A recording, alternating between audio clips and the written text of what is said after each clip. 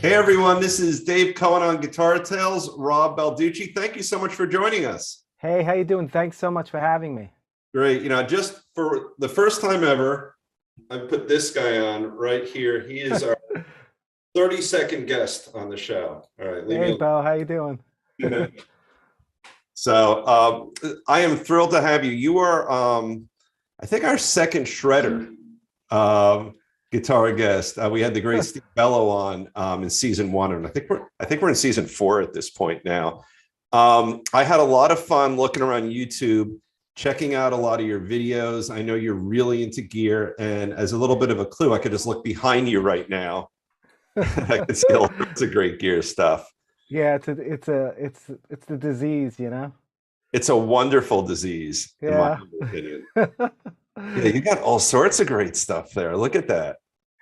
So what I like and what I noticed, I think in one of your videos, you have a glass case with effects right next to you. Yeah. Let me Yeah, hear right about there. that one. Well, I was this is a recently new studio that I have in a where we recently moved, my wife and I. So Right, right. I had to make one of the rooms like some basically a studio headquarters. So It looks great.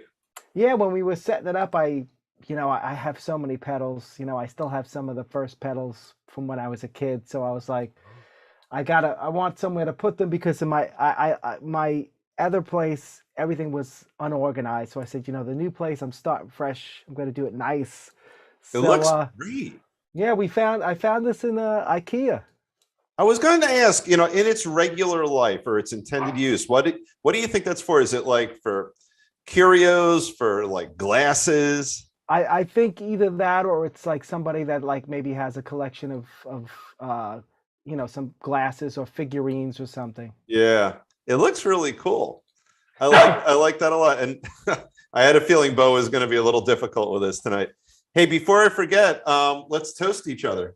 I Yes, know you have cheers. some wine with you. Cheers. Cheers. Thanks so much. Thank you for joining us. So I see you've got that rack right there with all the effects. What are your favorite kind of effects that you work with these days? Well, you know, as a guitar player, for some reason, I always had a thing with like overdrive pedals. So I do have tons of overdrive pedals. The newest overdrive pedal that I have that I really do like a lot is the new Vemoram. Okay. It's a Vemoram Tube Screamer. They did a thing with Ibanez combination, and I mean, it sounds great. Oh, that's fantastic. I've Yeah. told this. Oh, go on. Go Go on. ahead. Oh yeah, no, and I'm thinking about stuff that I used on my latest recording. Like I really like the Eventide H9. I use that a lot. Right. And Keeley has a pedal called the Keeley Electronics has a pedal called the Monterey, which I really Okay. dig. Oh, that's very cool. I think I told the story once on Guitar Tales. As a teenager, I found somewhere a 1 watt amplifier, and I figured out a way to connect it to an AC current. I built an input and an output with 1/4 inch jacks, and I basically built a 1 watt amplifier that I used as an overdrive.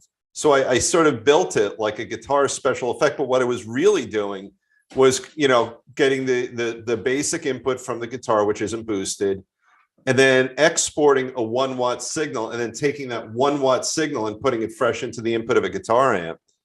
And no controls on it. That's all. It was just you either used it or you didn't, and it worked great. Yeah, I mean, low wattage stuff sounds really good, and you probably got a nice like a natural like overdrive in it if you pushed it a little bit further, It right? did. It was beautiful, and I just love the whole concept. But there was a time before you and I were born, or maybe when we were first born, where there was no such thing. You know, Yeah. And then at some point, the Kinks, I think Ray Davies used to slice his speakers up to create some cool sound. Jimmy was playing with his Sun amps and his Marshalls and all that. Yeah. But at some point, somebody realized that instead of a clean signal, putting your amp or your preamp through its paces and hurting it a little bit can create some truly amazing tones. Yeah. And I Sure. love that we've built this entire industry that finds these great creative ways, um, to get us those tones. I mean, think about what Jimmy did all those years ago. He would just get an entire room. Was he Sun or was he Marshall? I think He used Marshall, but I think he might have used Sun at some point. But Marshall was the big thing for the right, overdrive. right. And then he would, whatever, however many decibels. I'm sure had he lived, his hearing would have been worse than Pete Townsend's. Yeah, And just to create that sonic internal noise with the feedback. And the louder the amp is, the louder your strings vibrate, and then it goes back and forth. Or even just putting your guitar in front of your amp to create feedback. yeah. It's very cool. And I love that you're into the science of that and all the different tones. Yeah, well, there's that one aspect of it, but there's also what you were just bringing up about small watt amps. Like, I think I was reading something about, everyone's got to be a Jimmy Page fan. I was a big Jimmy Page fan as a Yeah. kid. So, like when you listen to the first record and Communication Breakdown, you think that's like, it's a big amp, but it was a little Fender, amp, Oh, really? I 112, didn't know yeah, that. like a Champ or something like that. Well, I heard that I read as a teenager again, someone had told me, or I read somewhere, that Champ amps or the little Princeton amp Yeah, were in more recordings than almost any other amp, like in the studio. yeah, Because there were eh, these beautiful little, whatever, 20-watt tube amps, I'm assuming with a 12 or a 10, right. that just created phenomenal sound, absolutely phenomenal sound. But yeah, I love you put them through their paces. I haven't heard anything since the Kinks about actually, other than a Leslie where you move the speaker. Yeah, The idea of literally slicing up a speaker is pretty creative. You know, yeah. it's really good stuff. I apologize for the pooch right now. He's Oh, it's all right. very jealous. Um, and then, now, what do you have on the rack next to your pedals, The rack next to or not to the right there? Yeah, what do you have yeah. on there? So those are heads that I've had, that I've accumulated over the years. So there's a Cornford amp on the bottom. Right. Then there next up is a Soldano, the Hot Rod 50 plus. Then you go up again, and it's it's like an Mesa Boogie amp switcher. Oh, really? Yeah, there's a Egnator there that I borrowed from a buddy of mine. Then on the top is a Mesa Boogie mini rectifier, and next to it, if you could see that white at the Yeah, I can. top, that's a Brian May like mini head that he came out with through Vox, and they don't make it anymore. I would love to hear about that. And I also want to talk a little about Boogie, because I've mistold on this show a number of times the origin story of Mesa Boogie. I know it's something like he played a trick on a friend by putting basically a Marshall into a Champ amp or something like that. Do you know the real story of how I, Boogie started? I don't know the real story. I just know that I just know, like, from talking to people that do amps Right. and stuff. I'm not too much on the technical end of that, but I Right. do know that supposedly it's it's based off a Fender amp, I think. Right. That's what I had heard. And then he just kind of modded it. Yeah, and the idea, I guess, is that you have a gigantic amp inside of a little amp. Like all the it would be like putting like a Corvette 450 engine into a Pinto or something like that. That's my understanding of it. Now, tell me about the Brian May amp, because I was actually going to bring him up a moment ago. You think about Brian May, who is just a wonderful guitar player, but a technological genius. And who's the guy who created the Rockman amp from Boston? Who's that again? Tom Schultz. Yeah, right. Schultz. Right, right. And you got, like, Schultz went to MIT. Yeah. Yeah, just brilliant people. So what is the Brian May amp? Because no one has duplicated his sound as far as. This was something that Fox came out with a couple of years. It was a while ago. I had maybe 2004, something Right. like that. They came out with this little lamp. But basically, what it's supposed to do is it's supposed to replicate his treble booster, so you could use it actually somewhat to what you were saying before. So you could use it. It's a very small, it's a low watt. Maybe it's 5 watts. I don't know. Right. And you could actually run it into an amp as a gain stage. So, and like to boost an already overdriven amp, or you could use it by itself, and it sounds like great. Like if you plug that into a 412 bottom, it sounds like amazing. Wow, And that's pretty. it's only volume and tone, nothing else on it. Oh, I love it. Yeah, There's something, and Brian May, like, every so often we get these guitar players. I mean, obviously Eddie's in that class too, where they, forgetting their virtuosity on guitar, where they come up with these tones that are just so amazing and so interesting. And yeah, Brian May, did with Queen, it's just outstanding. yeah. Uh, so let me switch gears a little bit. Let me talk about you. I understand you might be a guitar player. Yes. So when did you start? Are you someone who started in like grade school, a little later? Yeah, I started, you know, basically I was introduced to the guitar by my I have three older sisters. So my oldest sister used to play like on a Sokovia acoustic guitar that she Oh, had, really? and I Like, I will teach you how to play guitar, guy, right? yeah, well, she it wasn't really pushed or anything. I saw her playing, and she used to sing at like family things, and I think she might have did something like a church thing or something. Okay.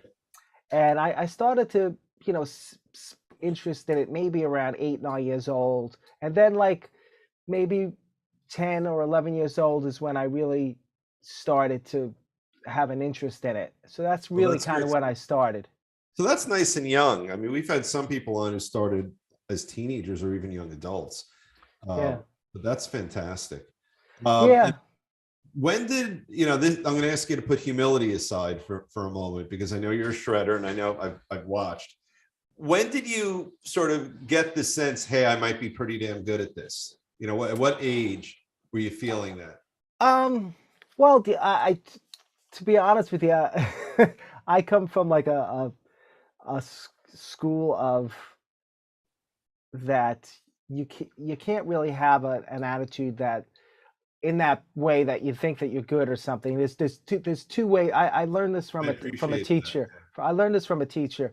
You Yeah. have to have confidence and you have to believe in yourself, because when you're playing in front of an audience, you have to, if you go up there and you have no confidence, you're not going to be able to do it. So Right, right, right. that's one separate thing, and that's like, a wholly totally separate bag. And then there's the other thing about, having an ego or something about how you play. And I think that's any musician, not only a guitar player. I think that's the worst thing to do, because if you think Yeah. that you're that good, then you never learn. And to me, I'm learning something new every day. I teach a lot. I mean, one of the things about teaching is I actually learn from a student, you know what I mean? Because Mhm. everyone looks the guitar a different way, which I think is an amazing thing.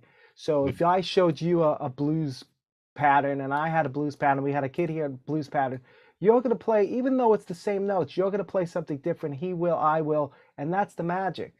That's fantastic. And while you were giving me that response, which I truly, truly organically appreciate, I will retool my question.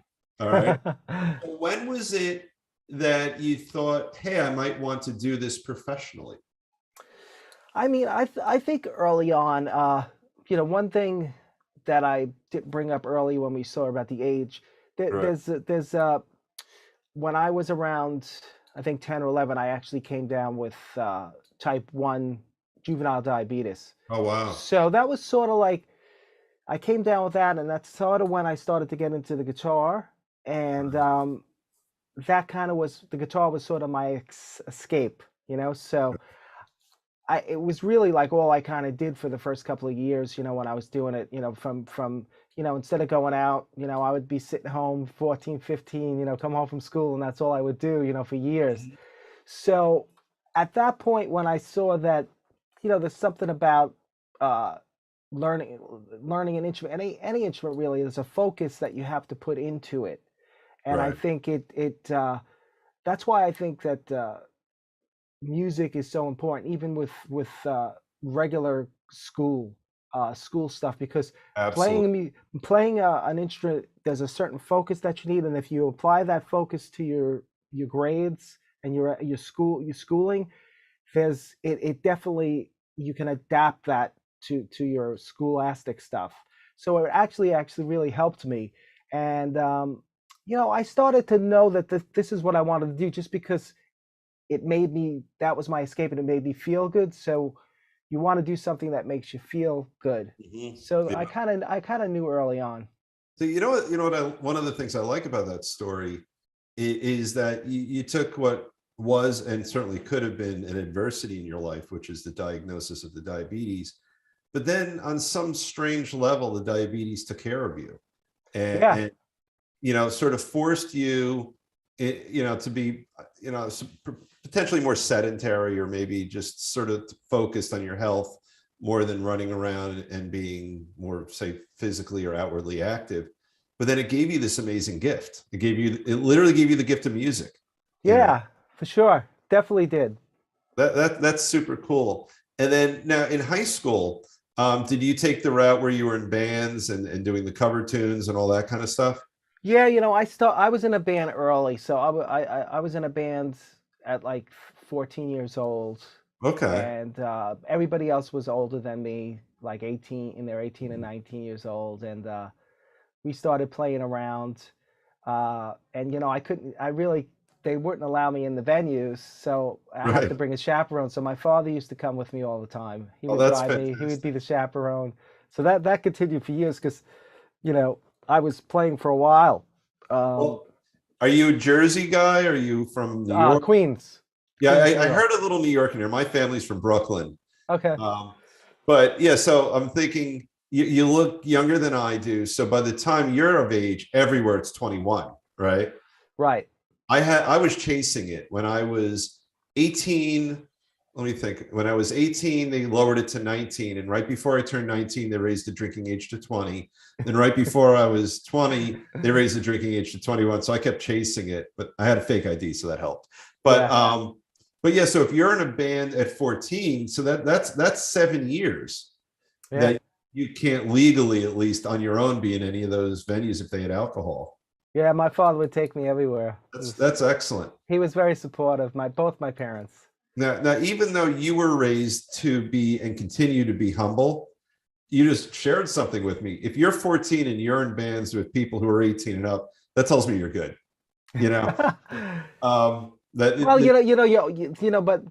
really, the whole deal about that is it's always good to play with players that are better than you oh, absolutely. because you get that's how you progress. Yeah. Now, I don't know if it means anything, but every band I've ever been in, I've been the worst musician. I don't know if I did it by design, but that's how it, or if it has anything to do with the fact that I'm not good, but it sort of played out like that.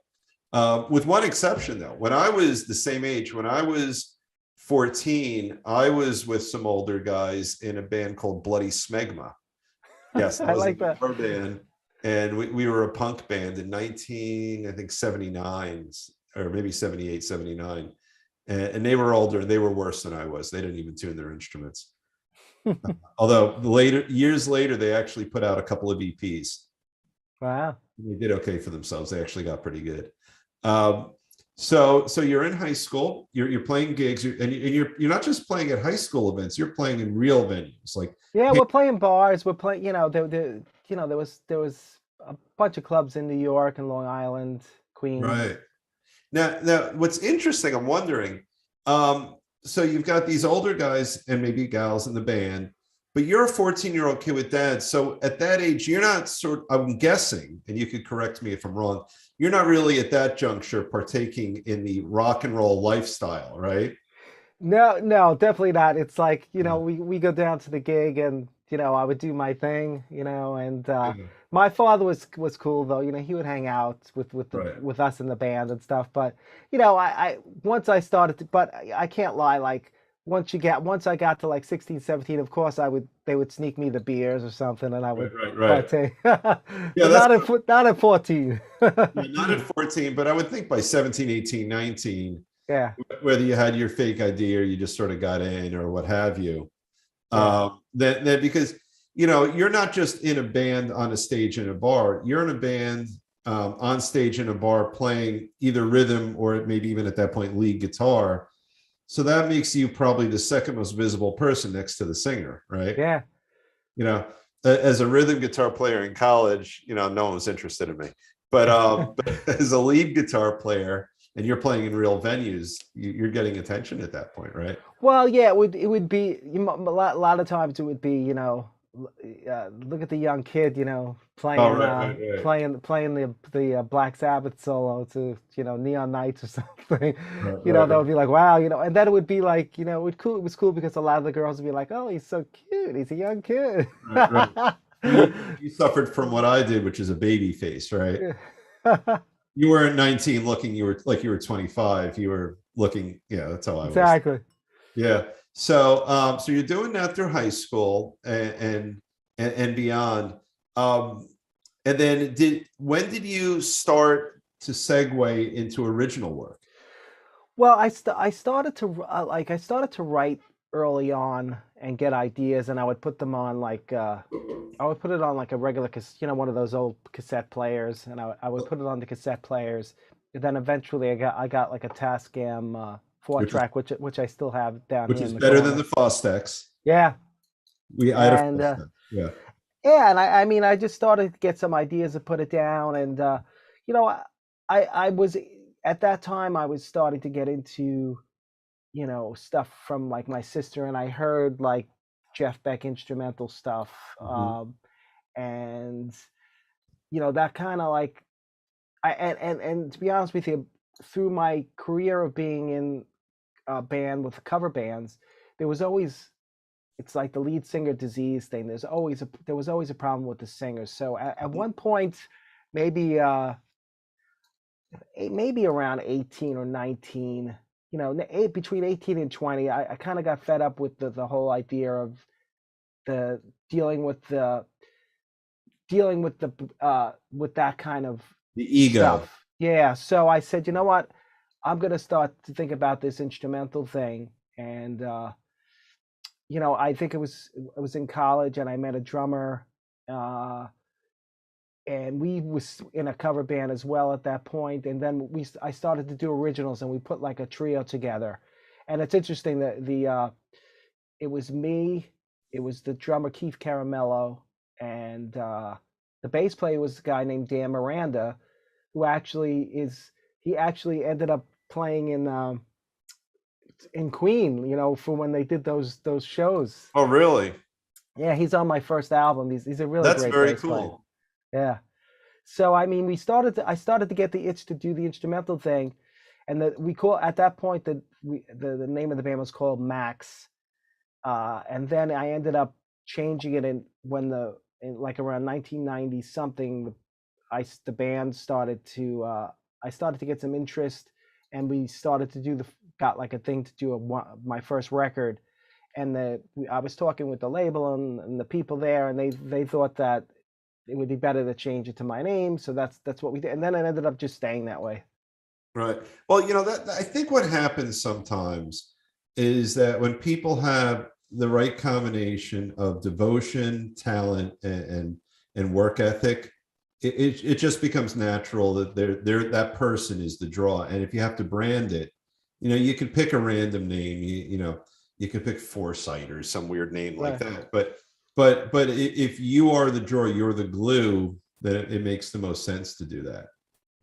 Yeah, I mean, I don't think at that time I think some of the band members may not have been happy about it, but Yeah. throughout the years, things change. I mean, I change. Throughout my career, I've changed bands a lot. Like each record actually most of the time had a different band on it. Uh, Most recently, the band that I have currently that did the new record with me, we've been together actually for a while. It's probably around the past 8 years we've Yeah, been and together. let me take this opportunity to mention it. The name of the album is Transcendence, Yes. and you are ridiculously easy to find on social media. But let me put it out there. Your name is Rob Balducci. You have robbalducci.com. You've Yes. got a Facebook page. You're on Spotify. I forgot to write it down, but you had a very cool tech page. It was something like something zone, maybe, where you were I know you did an unboxing on one of them. Oh, yeah. That's the YouTube. It's like Gears. It's Rob Years Balducci, but or something. it's called Gear Tone Your Sanctuary. tongue. That's it. Yeah. Yeah. So you're very easy to find. So having listened to it, I'm going to tell our Guitar Tales friends and family, check it out. You were kind enough to send us an advanced download of your album. And I also was able to take a look at some of the stuff on YouTube, including another video. Rob is a guy who works very hard on his craft and on really conscientiously coming up with musical tones and melodies that I think are really interesting, and I think you guys will appreciate. So people on the 7th, I don't know when we'll air. We might end up airing a little after the release of your album. We'll have to see, because we'll have to go into post. But how can people find your album? Well, you could. There's two different ways for the people that still. I'm still a physical person, so if people that want a physical product, you can go to robbalducci.com. The CD's on there. It's actually a brand new website, so definitely check it out. Yeah. And I have like things on there where you could buy the new record and you get like some of the other, a couple of the other records that I've done before. You can get them almost like at half price if you do a bundle. So definitely check that out. Okay. And then of course, let me cut you off. When people look up Balducci, it's ROB. I'm looking at my notes here. You can see my eyes are getting averted. ROB, another B. So ROBBALDUCCI.com, right? Yes. Okay. Yeah, So when you you look up Rob Balducci, it's two B's in the middle of that. But go on. Yes. So that's where you can get the physical stuff. And then, of course, nowadays, you can, as of the 7th, January 7th, you'll be able to get it on the download sites. It'll be on Spotify. It'll be on iTunes. It'll be on Amazon. And, there's a tons of other ones, but it'll be on all of them. That's fantastic. So, you know what I'm thinking of right now? Talk to us a little bit about what it means in 2022 to release, and I'm doing the air quote for those. We do a podcast too, so people might not see it, but I'm doing an air quote here. An album compared to what an album meant, say, 15, 20 years ago, because they're very different animals. In terms of your life as a musician, making a living off of this, right?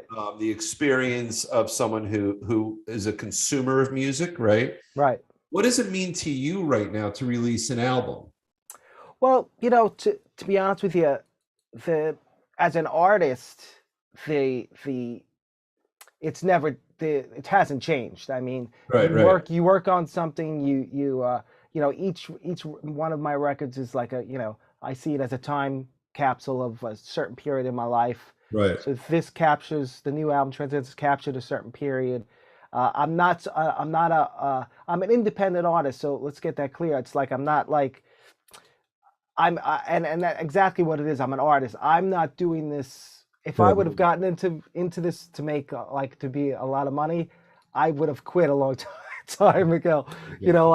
Frank Zappa said once, if you watch that new documentary, I always think about this, and he was like, if you're going to be an original artist, and this was back when he was starting out, you want to play original music, you better have a backup day job to go with it, because it's very hard, especially at doing instrumental guitar rock. So, it's the same for me, because it's releasing my art. It's releasing stuff that stuff that's very personal to me. It's kind of my style that I feel that my music has a very personal edge to it, which I think is good, because there's an emotion involved in the writing. It's shred, but it's really not shred. Guitar World did a quote for my first record, and they called it hummable shred. So basically, it's melodic. You know what I mean? And it's written like there was a singer. So that's that end of it. As an artist, it's great. I'm always excited to release new music. Now in 2022. It's kind of a different story, because you got the whole thing where you're not really making that much money from all the streaming stuff. So I mean, I don't know. I think there's going to be, there might be a change in moving forward, and maybe the way the music community deals with this kind of stuff. Because right now, I mean, artists are not making money off of streaming.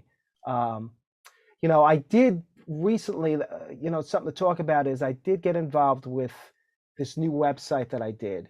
and it's done through a company called rewardmusic.com, which is Okay. was a company started by Dweezil Zapper and a partner. And basically what it's supposed to do is it's supposed to put the money back in the artist's hand. So when people go to my website and they buy the stuff, it's going to me. And if you sign Right. up, you get like breaks on stuff that you buy. And eventually what I'm going to have is I'm going to have the download stuff to be able to download directly from my website. So the money goes directly to me and you don't have to share it with Spotify and all these people. Oh, that's interesting. So I mean, I think that's probably the way it's going to go. The only thing is it's a catch-22 because right now anyone can really release a record the way things are, and you can get it on all these streaming sites. But if you're a huge band like, I don't know, I'm just saying Metallica or something like that, they can release the record, not go through any of these streaming services, put it on their site. They got millions of fans. They go and buy the record. They make money. Yeah. So it seems like the new artists always get screwed somehow, whether it was back in the heyday when you signed this horrible record deal and you didn't get paid, or now that you have this new thing where streaming and you can't make any money. Yeah, you're right. You're right. So it's wrapped in a different paper. Yeah, you're right. You're right. So I can't avoid. So I want to keep on this topic, but you just made me think of something pretty funny. You've mentioned Frank and Dweezil. What popped in my head when you mentioned Frank, I spent about 8 or 9 hours with Amit in LA in a limo and the Playboy Mansion. Oh, that must have been funny. He's a character, right? Yeah, he was the character. Yeah, with a bunch of other people at an album release party there was an MTV VJ who was about 1,000 feet tall. He was some guy he was like 6'6", and I went to the Playboy Mansion for an album release party with Amit Zappa and a handful of other people. But anyway, so it just popped in my head. So that's funny. Yeah, that must be a nice story. It's a fun story. But back to what you're saying, a lot of thoughts about what you're talking about with streaming. My first thought as you're talking about it, if we go back thousands of years, right? Artists, whether they're painters or musicians or poets or what have you, like you, they're creating their art simply to satisfy that internal artistic need to create, right? Yeah. And part of me wonders if the robbing artists like you of the ability to make money out of the simple act and the complicated act of creating and disseminating art maybe makes it more pure. Maybe. Yeah, I know what you're saying. It's true. I mean, there's I don't know. I play guitar, but I consider myself, that's just my instrument of choice. I consider myself a songwriter. So the thing is, if you could write a song and say, hey, I want to write a song that's going to be, hot to what's going on in the world today, and I'm going to listen to the radio and come up with something. To me, that's like, it soils the integrity of it right away. It's horrible. Yeah. So the cool thing I think about my music is, and I think a lot of instrumental. I think the cool thing about instrumental is it's a universal thing. So you don't have to have you don't have to know the words. So, and someone in Italy, somebody in Sweden could listen to it, not worry about the vocals. But if you could pick up the feeling from it. Feelings. Everyone has emotions and feelings. So I think it's kind of a cool concept. Yeah, and every so often, someone taps into lightning in a bottle. Like I'm thinking like Frankenstein, right? Yeah. And then what was Jeff Beck's most popular? I own the album. I can't think of his really. Yeah, off of Blow by Blow, probably. Yeah. I can't. But every so often, and I think it's a higher task because you can't sort of take a shortcut by grabbing an easily memorizable refrain. I'm thinking Queen, Another One Bites the Dust, right? Yeah. Another one bites the dust, boom, and Freddie could do that, right? But you have a harder task because you have to take a look at your guitar. You know, you've got your 6, maybe 7 strings, you've got 20 to 24 frets, and you got to figure out a way to combine those to come up with something that's emotive and memorable. And you can't lean on words Yeah. to do that. So that's a high level task, I would think. Yeah. Yeah, I mean, the cool thing, the cool thing about it is I kind of have my own process, and that it gets easier and easier. That you know, when I kind of go with students and tell them to try and do this kind of thing, sometimes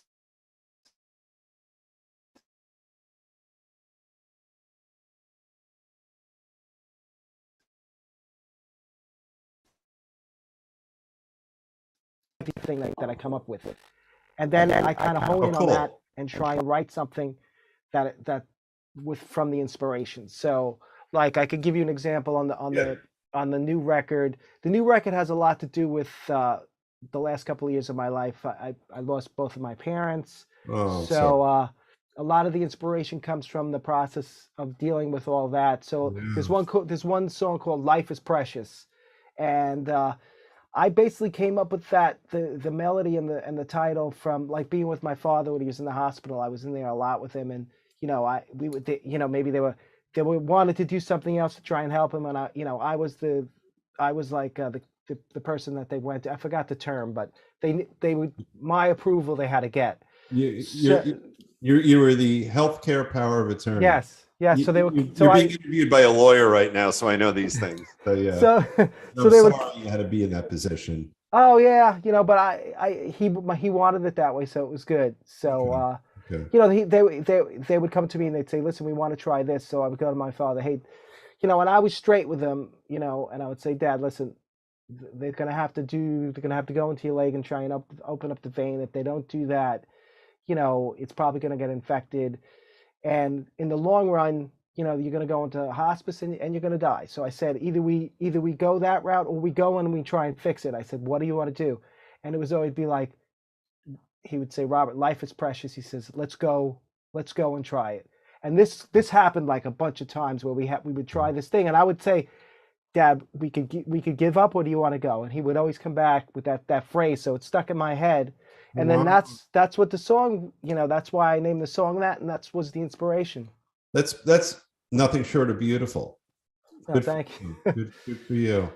So So I love that. I love it. You know, I love that you pour that into your craft and your art. And you know, it's interesting.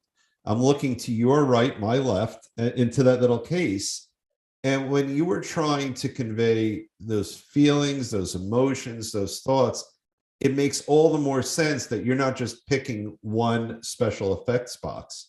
Because if you're doing this without a vocalist to just simply say, I feel like this because of that, right? Because you could do that with lyrics. One can do that with lyrics. right. You have to do it purely with the sound that comes out of your guitar and your amp and all that. So when I'm looking there and I'm probably seeing about 10 or 15 special effects boxes, you can pick a very specific tone or experiment with a few times and say, this one matches how I'm feeling in this song in this moment. Yeah.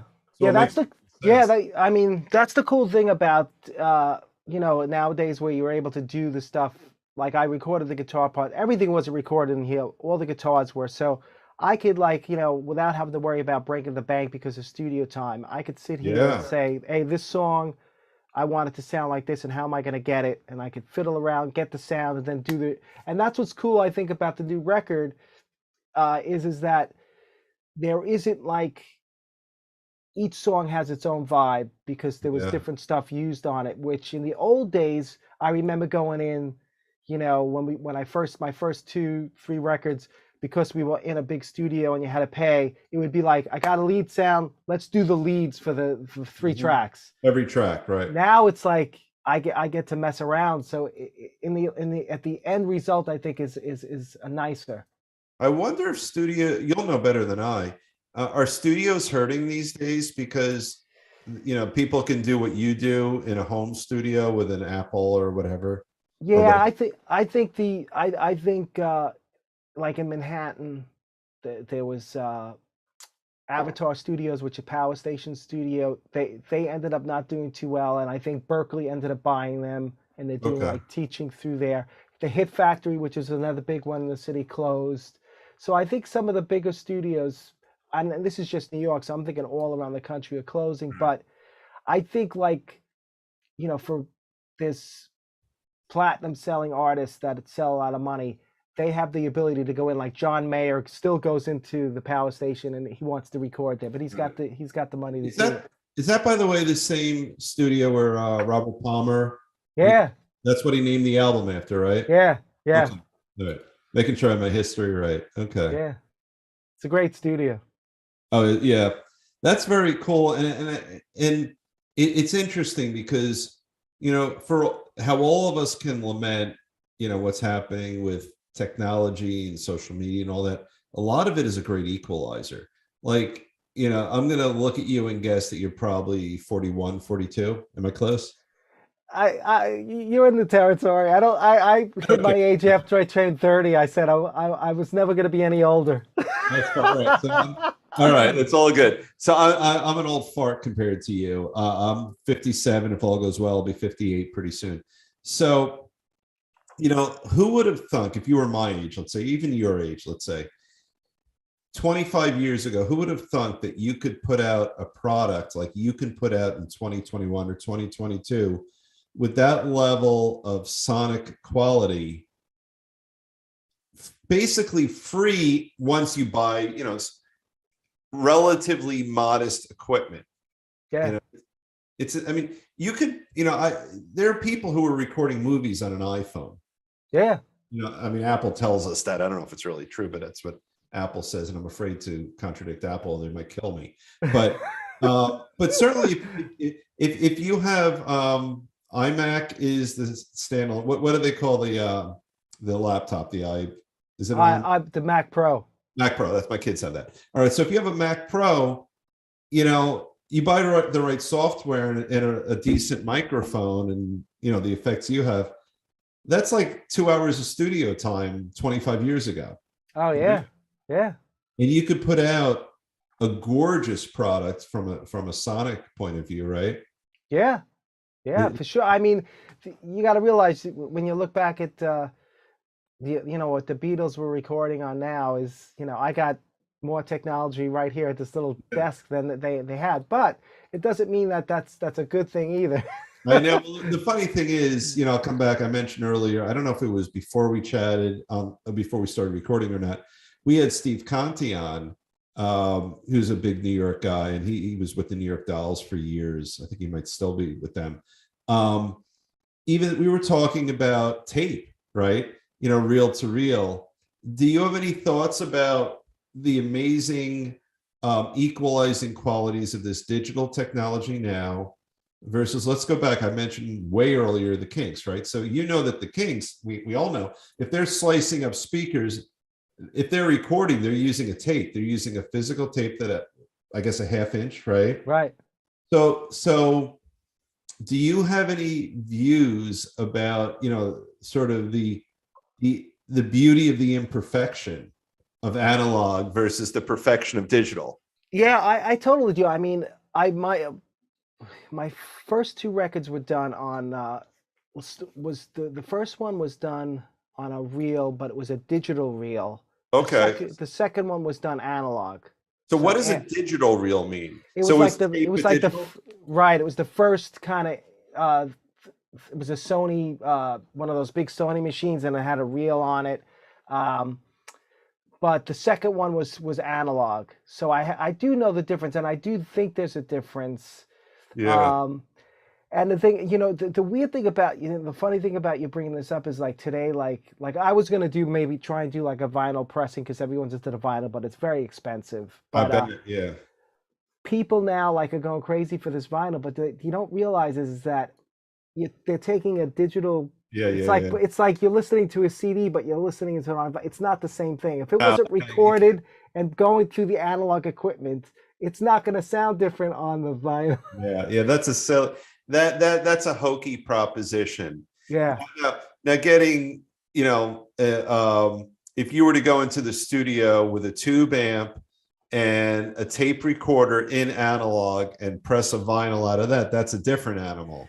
That's what you would get a nice sound. I mean, I have my old, uh, vinyl player, my old, I still have my old albums when I was a kid. I Yeah. love listening to it. It sounds Yeah. great. And it's so funny because, I have an old Denon turntable, and I don't like it because it's too modern, because it's only 40 years old. Like, Yeah. like I feel like that's not a real turntable because it was like late 80s. And I somehow feel guilty that it's not old enough. Right. But But speaking of that, it's yeah. it's a weird thing. There's an engineer friend of mine, Ethan, that I actually just texted him this the other day. I was driving. I had a long drive uh, to Pennsylvania from New York, Okay. and I was listening to my. It's the first time I got my new album on CD. So we were listening to it in the car, my wife and I was listening to it. Sounds great and everything, and then we put on the radio, and like some older stuff started to come on, like from the 80s, some 70s stuff, listening to it. Right. And I was listening after listening to my CD, and I was like, there are some differences that are pretty cool with the digital stuff. Like, for instance, I was noticing that, like, when you put on older music and you listen to the drums and you listen to the bass and the guitar and then the vocals are sort of like on top, and then everything else is sort of kind of mushy when you compare Okay. to a new CD. So like when you listen to a new CD, like I knew this because I was listening to my own songs and I was like, is the hi-hat like loud enough? But you know what? You could hear the hi-hat, you could hear each tom, you could hear everything like perfectly. And then when you put on an old recording, you only kind of hear the hi-hat a little bit because it's Yeah, so they mushed yeah. in. So it's a different animal. So the new technology, it's like you could hear every single thing. Yeah. So I mean, there's some cool stuff to that as well. Yeah. And what none of us want to become are those who reject the positive technological developments out of this sort of stubborn adherence to what we had when we were kids. Yeah, I don't like that either, because you become old and irrelevant if you refuse to embrace something new that's good, right? yeah. Listen, I totally agree with you. Like I say this a lot. Like a lot of people, like I am like an old school. I had an old Marshall. I still have my Marshall uh 69 that I got from somebody, cabs with original greenbacks in them, and I got these heads here and stuff. But I embrace the modeling amplifiers and stuff like Yeah. that. I mean, I always, like I said this to a friend, and I was like, just think, Jimi Hendrix, like an Electric Ladyland, he was so into the studio and coming up with new stuff.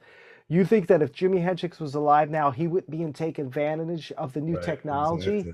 I Yeah. mean, that's a stupid attitude to have. Oh, I I only play agree. tube Yeah. amps. Why? Right. And I will say that on some weird sentimental level, I'm partial to tube amps, but you know what? Give me anything modern that's recorded digitally on some amp that's purely solid state. I'll still enjoy the music every bit as much, Yeah, yeah, and maybe more, right? Because at the end of the day, it comes back to what we started with, is that you as an artist and as a recording artist, you will have an idea, you will feel an emotion, you will have a thought, and you'll come up with your title, and then you will emote that through a song you write and perform. And whatever best allows you to communicate those feelings, you could have on one tune, you could say, you know what, I'm going to use my old boogie tube amp on part of it, and I'm going to just go right into the board for my lead, because that'll sound better and convey the way I feel better. right, It's whatever allows you as an artist to best communicate how you feel. right. Yeah, I agree with you. Yeah, it's all good stuff. Um, so let me say this: we're sort of it's so funny because I told you this before we started recording. Feels like 10 minutes. We're going almost an hour already, and it feels like 10 minutes. But my barometer is this. I'm just taking tiny sips because it's so delicious. I don't want to use it up yet. Cheers. Very nice IPA here. But there we go. I gotta go backwards. The camera goes backwards. But One of the things on my long list for, we'll have to come back someday. We'll do another interview if you'd like. You're an Sure. endorser, and you've got Ibanez and you've got DV Mark. Yeah. Ibanez, I don't know DV Mark as well, and I'd love you to explain that to us. But Ibanez, to start with, they're a big deal. Like to get an endorsement deal with Ibanez, first of all, I think speaks a lot about you. And secondly, just sounds like a great opportunity for you through your music to help build their brand. Yeah, I mean, I'm lucky. I'm lucky to be involved with all the companies that I've been with. I don't consider myself the normal guitar player that a lot of people are this way when it comes to endorsements. Is everyone wants to, like, if you see a lot of people jump around from equipment company to equipment company. I've been with them this year. It's actually 30 years. Oh my God, really? Endorsed them 30 years. Diadario, the same way. DiMarzio pickups, 30 years. Oh, you got Diadario? Yeah. Oh, For all these companies I've been with. So to me, I like this equipment before I was endorsed with them. So that's my thing is. And you have DiMarzio too, you said? Yeah. You're taking me back to my high school days. Some of my best guitar is DiMarzio. Yeah. Phenomenal. Yeah. So, I mean, I like the stuff, that was the stuff that I liked. And then to be able later to ended up getting an endorsement with them is like, that's like the icing on the cake. Oh my God. It's like, I mean, you started guitar, you're, I guess, 11, I think you said when you started. You're playing guitars, you're buying Diadario strings, if you're lucky, you have DiMarzio pickups on at least some of your guitars. Yeah. And then they're like, we want you to endorse us.